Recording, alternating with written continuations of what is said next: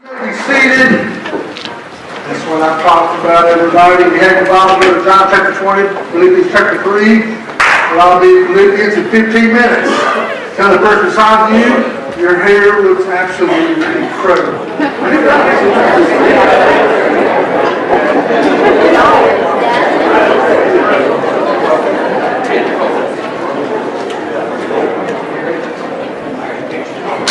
John chapter 20, look at this verse. It's pretty amazing. It's after the resurrection, so keep that in mind. Alright? Really important point. And verse 20, when he said this, he showed them both his hands and his side. The disciples then rejoiced when they saw the Lord. So Jesus said to them again, peace be with you, as the Father has sent me, I also send you. And when he said this, he breathed on them and said, receive the Holy Spirit. If you forgive the sins of any, their sins have been forgiven them. If you retain the sins of any, they've been retained. Now, that's not a sermon today. That's quite a phrase. If you forgive their sins, yours is forgiven, and theirs is. If you retain them, they're retained. That's God, but that's another day. But Thomas, one of the 12, called Didymus. Didymus means twin. Thomas is a twin. Was not with them when Jesus came. So the other disciples were saying to him, we've seen the Lord, but he said to them, let me tell you something, man. Unless I see his hands, the imprints of the nails, and put the finger into the place of the nails, and put my hand into his side, I'm not going to believe. I got to see it. After 8 days, his disciples were again inside, and Thomas was with them. Jesus came, and the door should have been shut, stood in their midst, and said, peace be with you. Then he said to Thomas, reach here with your finger and see my hands. Reach here with your hand and put it into my side, and do not be unbelieving, but believe. I probably looked at this verse, I'm not exaggerating, over 8 months now. That's a long time. I'm going to tell you why I looked at it for 8 months. This is the resurrected Jesus, right? Resurrected. It amazes me that the resurrected Jesus still has scars. I mean, you would think that if you had a resurrected body, it'd be like no blemish. His resurrected body has scars on it. Well, we have a whole profession in America where we deal with taking the scars away. And you would think Jesus being God could say, okay, on my resurrected body, no scars. It's a resurrected body. But on his resurrected body, he has scars. And I've been thinking about that now for a long time when I've been researching this stuff. I'm an old man, 58 years old. When you become an old man, things start to happen. Like I have these marks on my arms from taking the aspirin every day. I mean, I just bleed. I was in the store yesterday. I hit something, and the lady comes to me, sir, you're bleeding. Oh, am I? Where am I? That's all over the floor. My bad.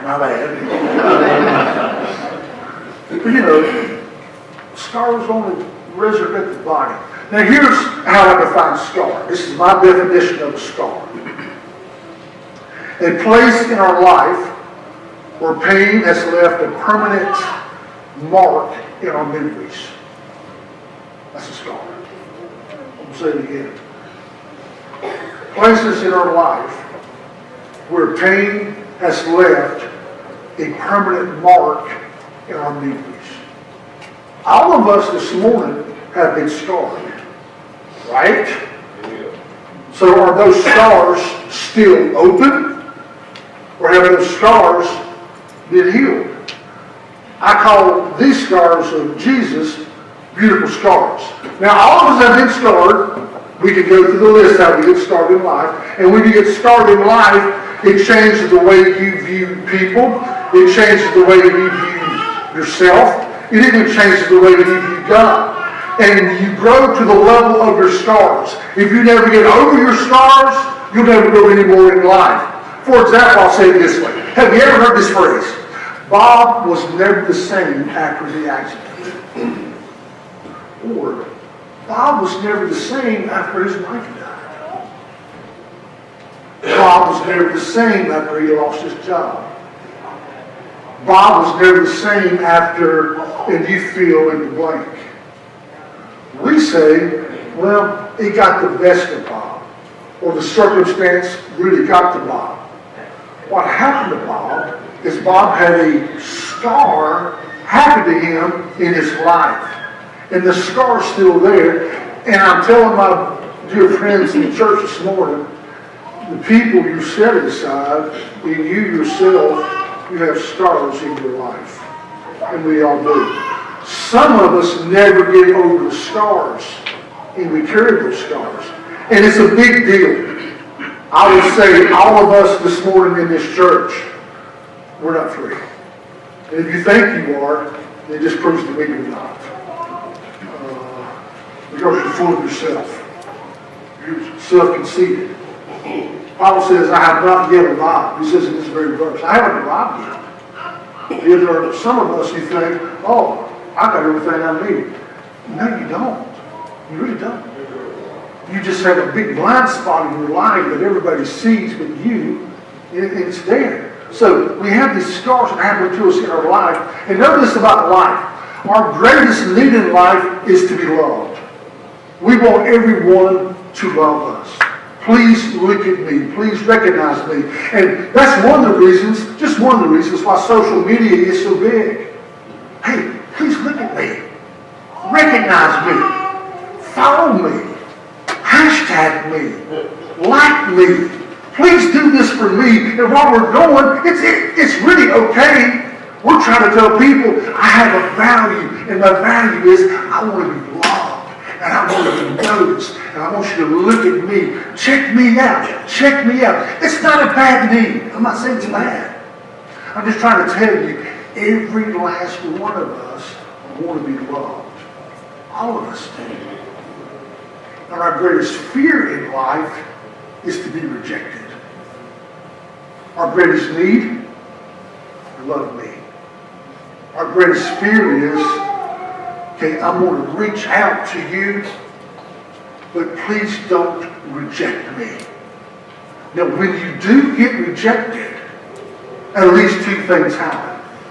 One of the things that happens is you have a fear of rejection. So you've been wounded in life. I can tell you the first times I got wounded in life, I remember. It's still a memory. What is a scar? It is a memory that leaves it is a place in my life that leaves a permanent memory. Now it's either healed or it's not healed. And all of us have scars this morning. I've told you this story about 80 times. First grade. Charles, write your name out. I'm writing my name out. I come to the name Moses, and I mean my brain just freezes. And I put M-O-S-E-S, E-S-S, S-S-E-S-S, and I'm thinking, where does this thing end? And I don't know where it ends. And I remember my teacher, I won't say her name because we've been videoed, but she's a lady. She came by the desk, in innocence, saw my name, Moses, saw it, picked it up, and in front of the whole class said, "Class! Look how Charles wrote his last name. It goes forever!" And the whole class burst out laughing. In first grade, like you, my greatest need is to be loved. And I remember the first grade. I remember vividly. I put my head on the desk and I hid myself because I was reaching out and wanting to be loved, and I faced rejection. And when you face rejection, you become very defensive. You put walls up because you're thinking this: I want you into my life, but I don't know if I can trust you. So you put a fear of rejection. Psychologists call it paranoia. You become paranoid and you wonder, what if they're talking about me? I wonder if they're saying something about me. And so you have been hurt so much in life, you now have a fear of rejection, and you become paranoid, and you don't know what's going on. It's like a sunburn. Last month, I had 3 places on my back cut out because of skin cancer. And as cutting them out, Dr. Will's office, they said, well, when you were young, evidently, you got a real bad sunburn. I said, yeah. And I said, I remember it. I was out carp fishing. Don't you love to go carp fishing? I was out carp fishing in Gifford County, took my shirt off, and I got light skin anyway. And I mean, back then, we didn't know what sunscreen was. To us, it's like, if you get sunburned, that'll toughen the skin up. Yeah.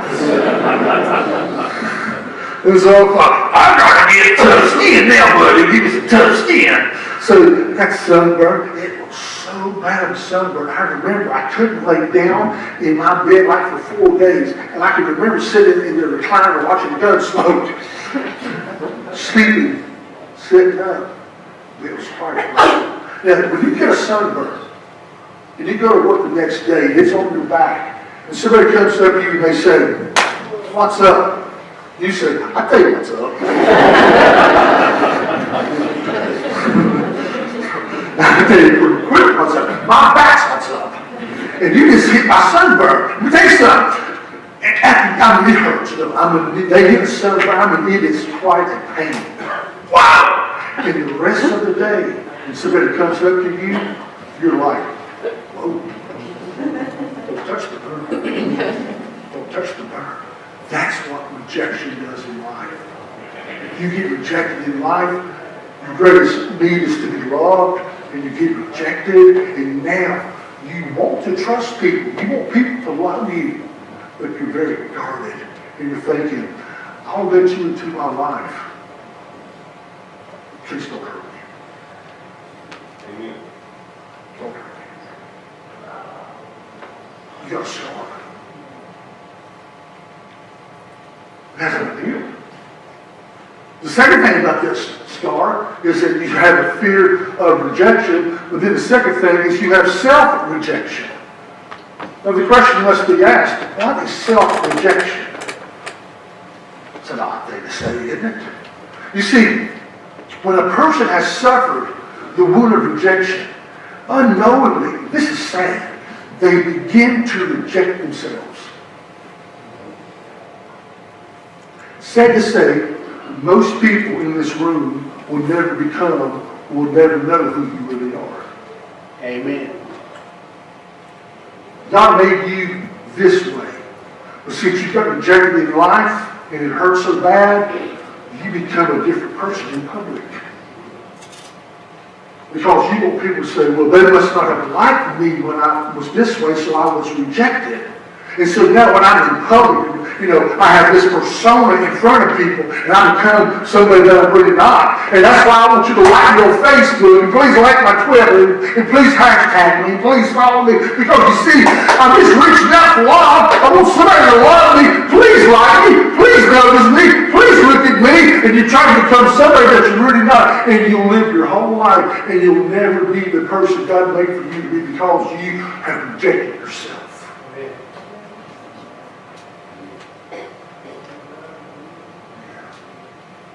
Where did it all start from? We all have been rejected. Now here's the bad part about that.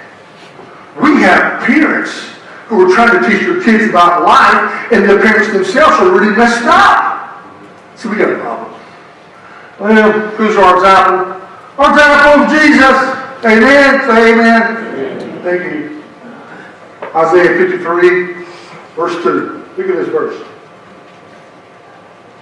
For he grew up before him like a tender shoot, like a root out of parched ground. He had no stately form. Don't forget that word form. Or majesty that we should look upon him. Nor appearance that we should be attracted to him. The word is form. Form. The words in Hebrew, I'll tell you what the Hebrew words are. It's like when they say the words, they have a big chunk of snot in their throat. And every word is like, I don't know how to roll the tongue. And the word is spelled in the Hebrew, the word form is spelled T-O-A-R. But the A-R is like,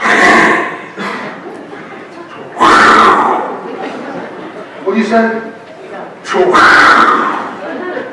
That's the word. The word is Torah. But it's got a lot in it. It was Hebrew. That's a good job. That's good. Do it again. That's it! That's it. That's the Hebrew word, Torah. That's it. Now here's what that word means. He has no shapely form. Here's what that word means. It means shape. It means form. It means outline. It means figure. It means appearance.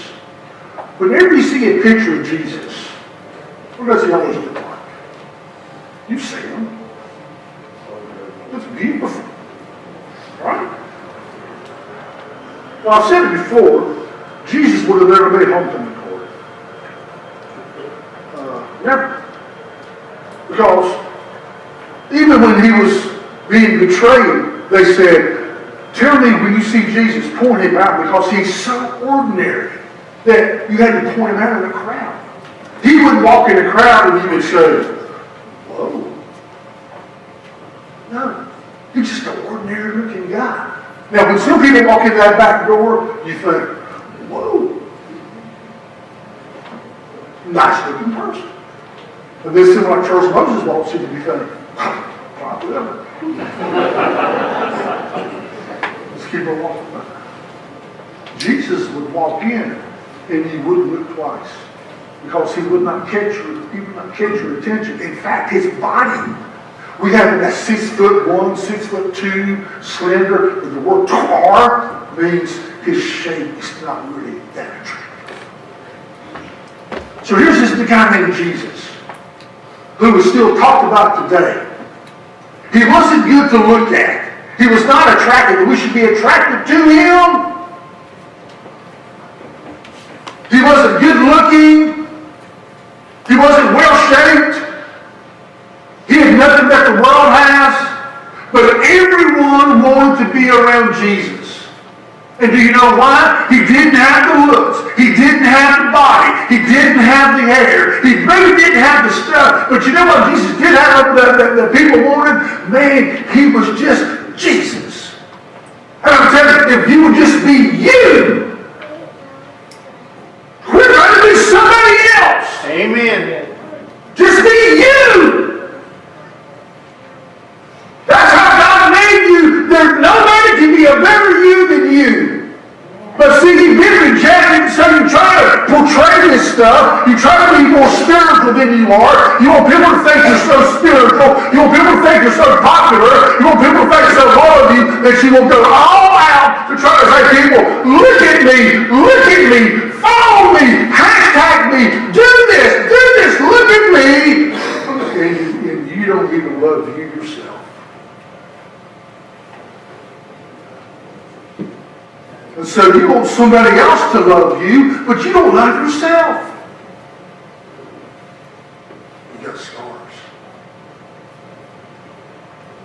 Yeah. Are you with me this morning? Amen.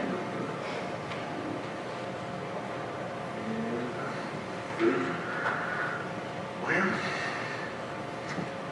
I remember when I first got right with God, I got hurt real bad. I stood there in the church and I said this. I said, God, I will never be hurt that way again. And the Holy Spirit very tenderly said that I can never use you. Because in life you're going to get hurt. So if you want to be those kind of people where you get hurt and the scar is there, and you don't let God heal that scar, and if you want to have the mindset, I'll never get hurt again, well, God can never use you. Amen. Because you will always get hurt in life. Right? So the question is, how do I learn from the hurts? And how do I get healed from the hurts? I'm telling you, I know what I'm talking about because I've been so screwed up, it's unbelievable. And I would say everybody in this room, including myself, is messed up.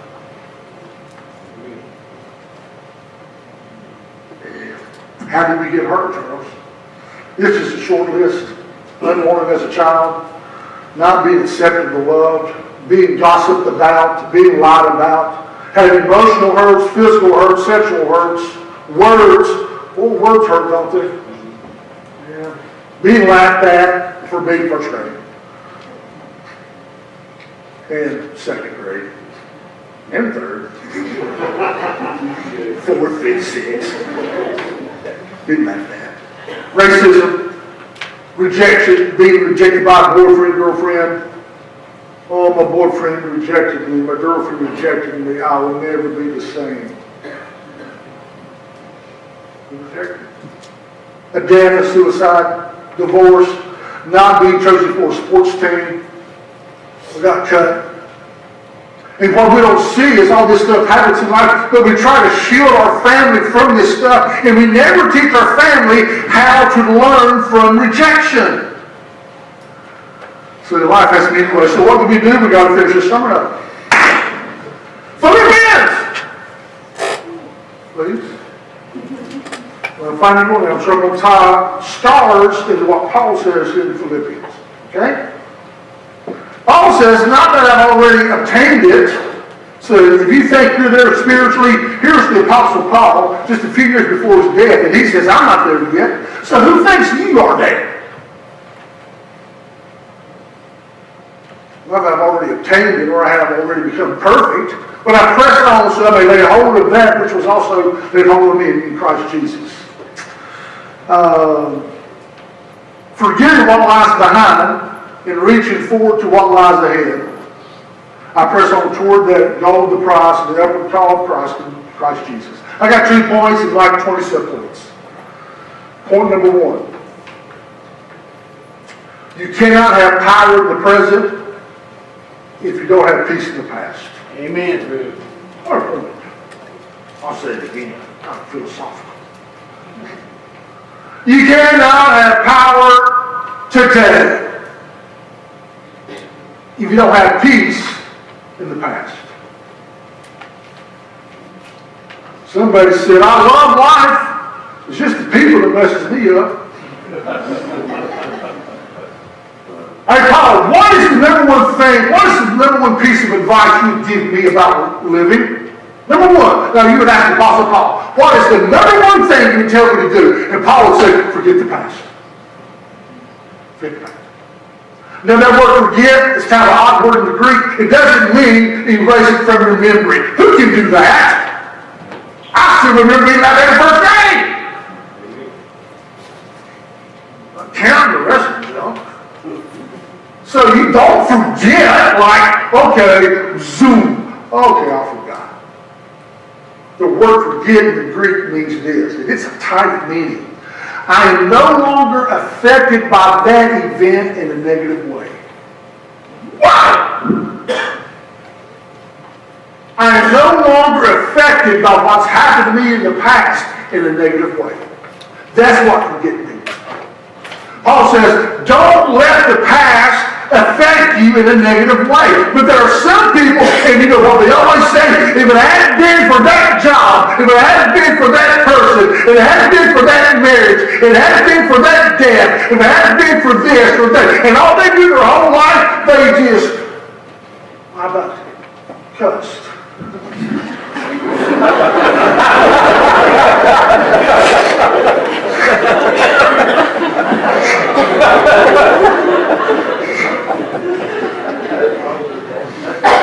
That's good preaching.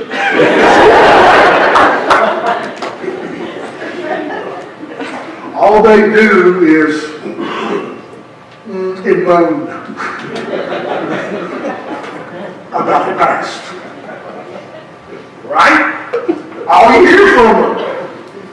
They messed me up. That messed me up. That messed me up. That messed me up. You got a scar. Jesus had scars. They're healed. You got scars, and buddy, they're still bleeding. You can't have peace in today. You can't have power today if you don't have peace in the past. The number one thing that messes people up in life is not the problems of tomorrow.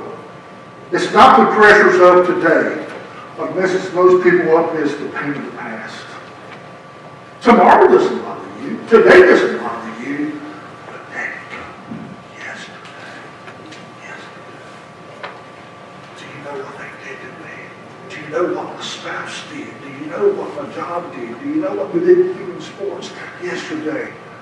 And Paul says, you'll never achieve what you got to achieve for God because you don't have power today because you have peace in the past. And I'm telling you, most people in the church live in that state of mind. Here's the truth. If you do not learn from your past, what do I do with my past? You learn from it. Right? Yes, I'll answer myself. You learn from it.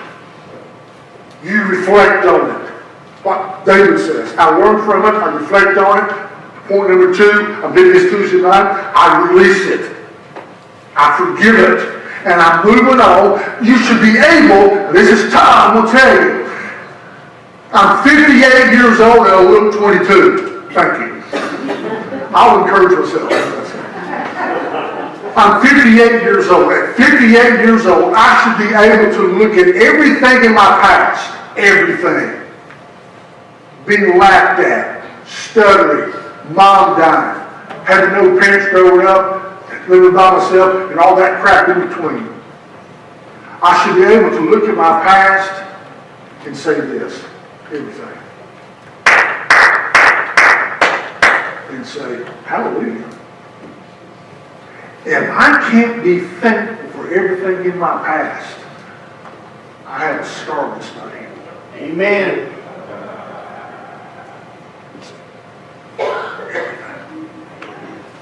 Everything. That's why Paul says give thanks in everything.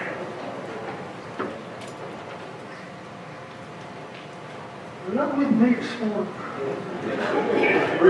You think I'm weak, don't you? That's a quote from The Walking Dead. Y'all get it? Who said that? That woman? Y'all think I'm weak, don't you? Trust me. That's it there.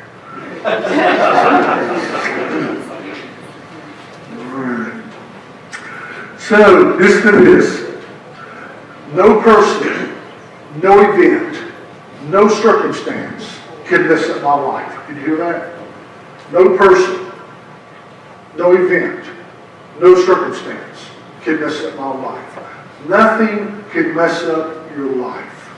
The only person that can mess up your life is you. See, we want to blame other people. That's my daddy's fault. My mom did me wrong. I'm mad at my mom still. Well, when was it? 25 years ago. But she messed me up.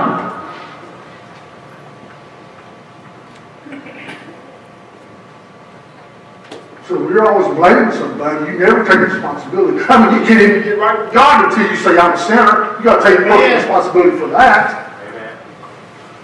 You know, life is very quick, isn't it? It flies by. Trust me. Listen, you're what? How old are you? You're a young man. Young man. You're probably thinking, you may not think this because you're pretty wise. You're probably thinking, man, I wish I could hurry up. I got to get out of this and get out of that. Well, then you become old like me and it flies by. Life is short. I mean, compared to eternity, listen, we live forever. We have this thing called a soul. Eternity is like forever. I don't know how you describe forever, but that's how I describe it. It's forever. And so compared to forever, I'm like a little particle of dust in time. And I got just a few years to live. But most of us never live because we're too busy blaming the past. We have all this potential in front of us God wants us to achieve, but we never achieve it because we're saying would have, could have, should have.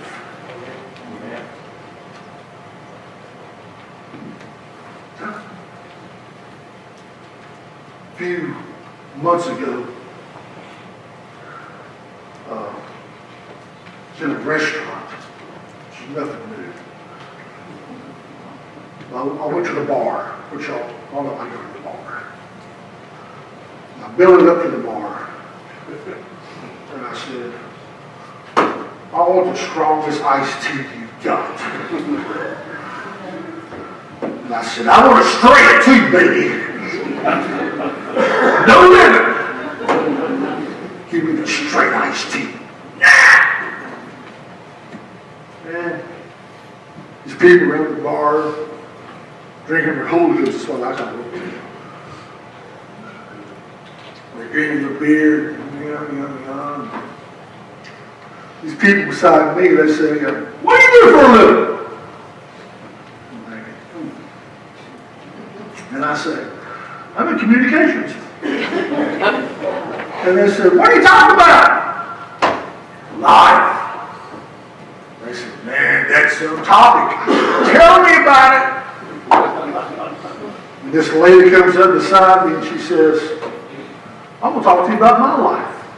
3 months ago. I said, well, tell me about your life. She said, well, I'm in my 40s. I just got divorced from a third marriage. And she said, I thought this guy would make me happy. And when she said that, flags went off in my mind. When I hear that, I'm thinking, stop. And I didn't say stop, I was going to say, whoa!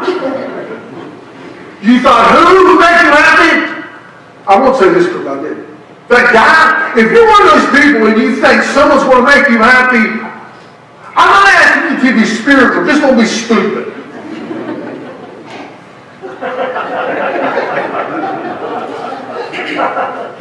Right? Nobody's going to make you happy. You understand what I'm saying? Nobody's going to make you happy. Your spouse won't make you happy. Your boss won't make you happy. Your kids won't make you happy. Nobody will make you happy. Nobody! Right? If you don't love yourself, how do you expect someone else to love you when you don't love yourself? Hey, you don't love me, but my name is Charles and I hate myself. Well, you love me. What? Is that what we do? Do you love yourself? No. Do you have scars? Yes, and they're not healed. But please love me. And you're thinking, you don't love yourself. And it's very spiritual. Jesus says, if you don't love yourself, you can't love anybody else.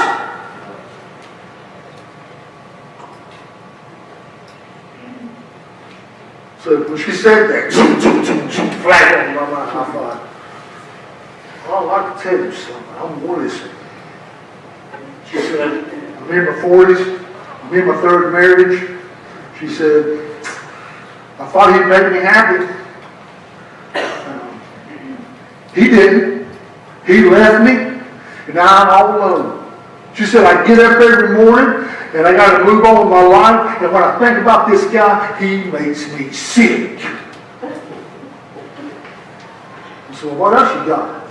She said, well, I just remember how empty my life is and how I love this guy, but he didn't love me. And she said, you know what? She said, Charles, I hate men. I hate all men. She said, in fact, I'm mad at God. So what are you mad at God for? Because he made men. I said, okay. I said, what do you want in life? I want another man.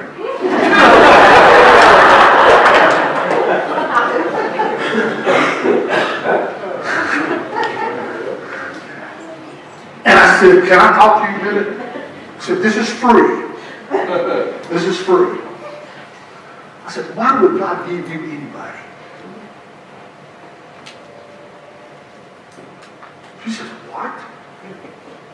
I said, why would God give you anyone? You don't love yourself.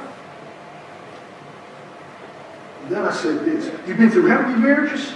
3? I said, who's the common denominator between all 3 marriages ending? You. Who's the common denominator between all your jobs if you quit all your jobs? You.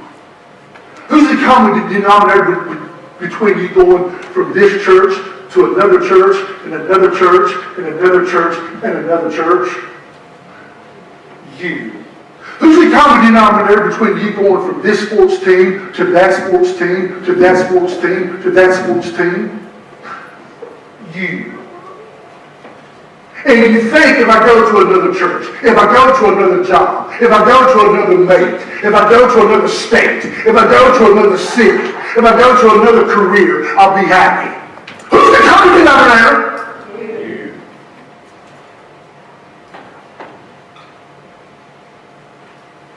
So why do you think God would give you anything?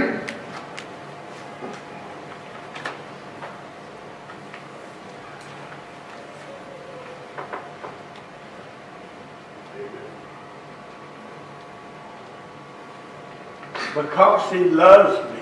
That's the only reason. Good point to you. He still gives no matter what. We never learn in life. And we go through our whole life and we say, they messed me up, they messed me up, they messed me up, they messed me up. And you never learn, wait, maybe I'm messing myself up.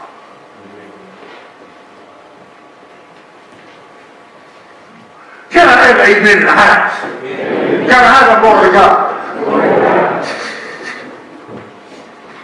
Let's see if I find something y'all like. Are y'all with me this morning? The Apostle Paul said, there's one thing I do. One thing. What's the one thing, Paul? I forget the name. What does forget mean? It means this: I'm no longer influenced by the past in a negative way. That's what forget means. So if you can't look at your past and say, in everything, you got scars now unhealed.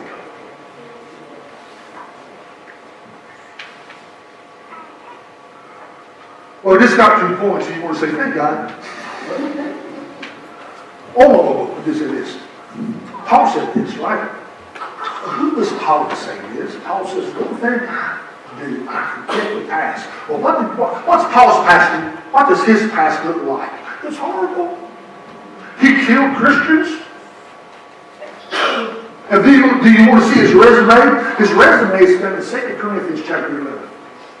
And in that resume he says, since I've come to know God, I've been shipwrecked, I've been beaten with rods, I've been stoned, I've been put in jail, I've had all this stuff happen to me. And then he says in Philippians, but you know what?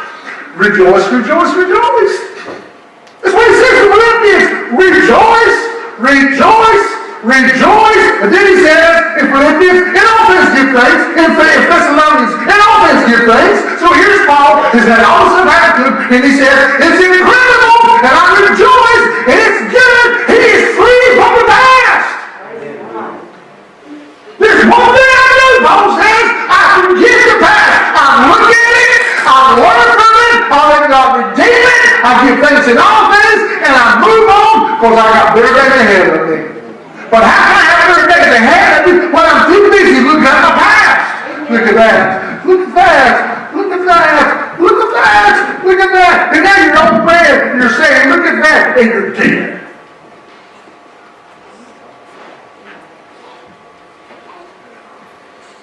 Would have been sure. What's more to Joe? Let's get it. I've got 20 more. Not ready. Keep your eye fixed. This is the wrong point. Keep your eye fixed on the purpose behind the problem. If you don't see the purpose, you become the problem. Amen.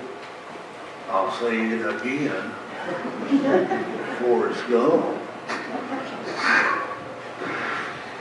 Keep your eye fixed on the purpose behind the problem. If you don't see the purpose, you become the problem. You know, life is incredible, right? Really is. It's just phenomenal. Life to me is one big classroom. And every day's a test. When you were in school, did you have some teachers sometimes, and not all my teachers did this, but every now and then I'd have a teacher out of the blue, pop quiz. Whoa. And I knew with those teachers, I would be a teacher. Oh, she never knew. They did it. We're going to pop quiz today. For what? We're going to see you paid attention yesterday. So I remember in those classes, I would say, listen, class, I can't talk to you in this class. I've got to pay attention. This one's crazy. She'll do a pop quiz in a heartbeat. So don't talk to me. Don't pay attention. Pop quiz, I'm ready. What you got? That's life.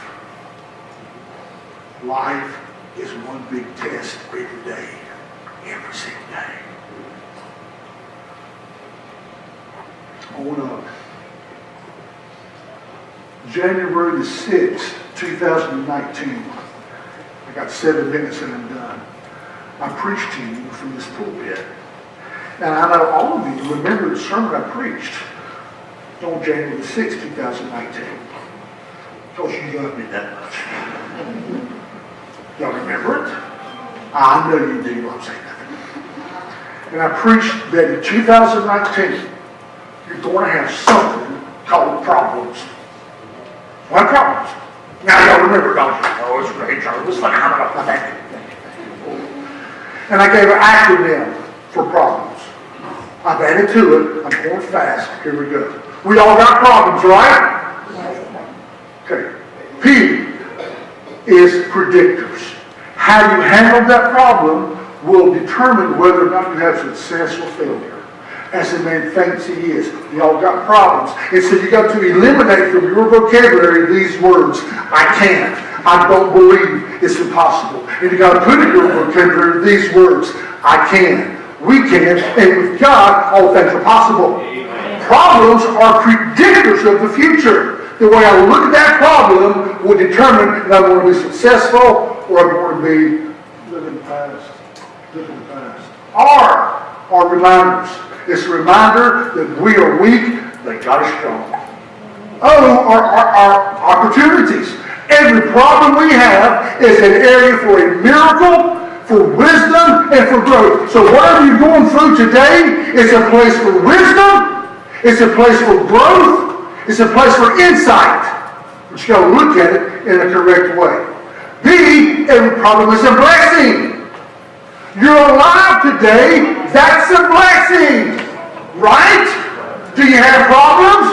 How many, yesterday I preached a sermon to a person, and they were just moaning about, I've got this problem, I've got that problem. I said, stop.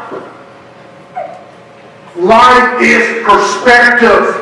I said, would you rather have your problems now, or would you want all your kids dead and all your grandkids dead? It's perspective. I tell you something, you got problems this morning, would you rather have your problem or the people, the problem in Dayton, Ohio today, or El Paso, Texas?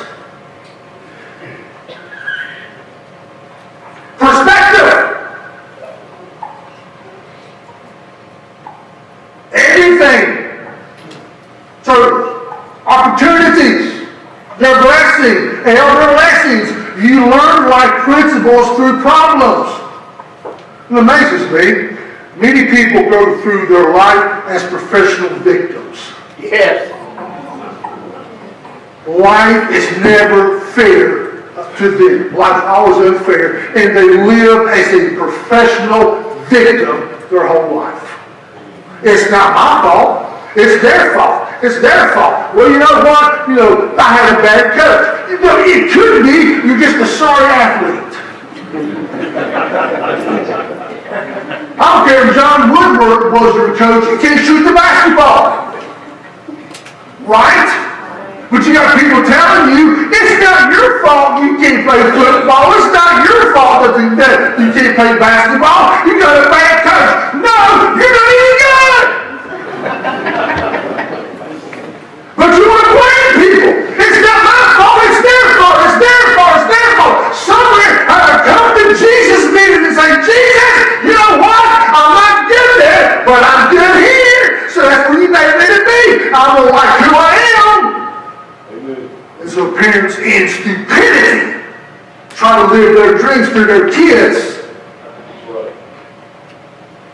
You push your kids to do things they shouldn't be pushed to do because you want to, because of what you want, not what they want.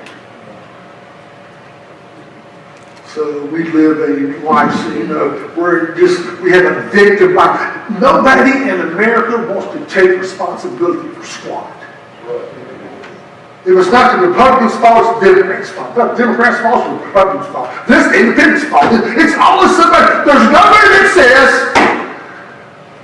it's me. When's the last time you heard someone say, it's mine? Never. People always blame it. It's them. It's them. It's them. We live in a society where we have professional victims. That's because being a victim is so just and it's so easy to justify, and a perpetual victimhood dooms you to a life of being self-centered misery because you learn nothing from your trials. You go through life. What have you learned through life? What have you learned? I'll just love to tell you, if I could, file this with everybody and say, tell me what you've learned about life. Who's cold? Is that it? Who's not fair? Is that it?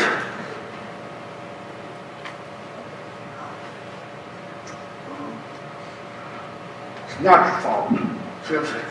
Not your fault. Not your fault. Do you know who started this stuff? Adam and Eve. Hey, Adam, what'd you do? Eve's fault. Eve, what'd you do? Snake. Charles. We just want to thank you. The greatest day in your life, get this, and I'm moving on. The greatest day in your life is when you take personal responsibility for your junk. Own it. Move on. Back to Will. I came up with this chart. Throw it up there, please.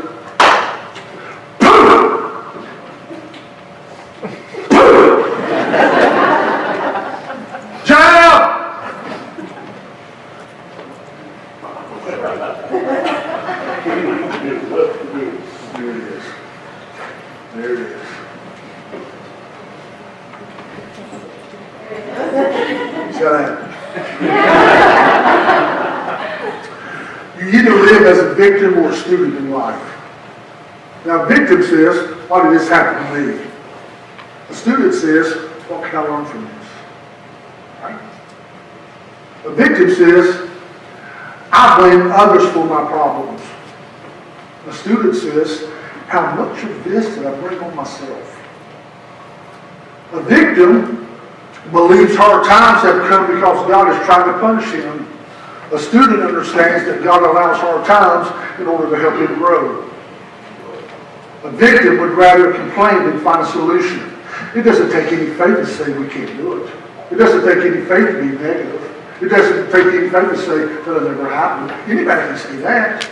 Listen, 3 or 5 million Jews died in the desert. Of those 5 million Jews that died in the desert, they all said, we can't do it. Only 2 guys said we can do it. Joshua and Caleb. It doesn't take faith to say it can't be done. But a victim says, well, I'd rather complain than find a solution. A student has no time to complain and is thankful that he is allowed to make the best out of a bad situation. A victim feels sorry for himself and has no time for others. A student focuses on learning to help others and doesn't have time to feel sorry for himself. A victim begs God to remove the problem so that he might be happy. But a student has learned that it is through the problems that God alone is the true source of happiness. Amen. So are you a victim or are you a student when it comes to life? Problems are everywhere. There's no problem-free life. There's no problem-free marriage. There's no problem-free job. There's no problem-free church. There's no problem-free person. The things you're talking about is in a place called heaven. In the case you haven't noticed, we're not there yet. It's a mindset. We are the people who believe in God. We are the people who believe that with God all things are possible. We are the people who say the one who is in me is greater than the one who is against me. We are the people who says that the very same power that is Christ from the dead lives in me today. We're overcomers. And then yes, problems are solvable. They are. God is greater than any problem you have. Conclusion. 1 minute. Paul says, just one thing I do. I forget what lies behind and I reach forward. I wrote this in my notes. My past will inform me. It will not deform me. My past will educate me. It will not devastate me. For most people, their past devastates them. And they got a scar. Jesus said, they're my scars. They're beautiful scars. You've got scars. Nobody can minister to a person that's an alcoholic, like a person who was an alcoholic was being changed by the power of God. Nobody can minister to a drug addict, like a drug addict who's been changed by the power of God. Nobody can minister to a person that's been in depression, like someone who's been through depression and they've come through it. Your scars, they don't disqualify you. Your scars qualify you. See, the devil says your scars disqualify you. You can't do this. No, God says your scars doesn't disqualify you.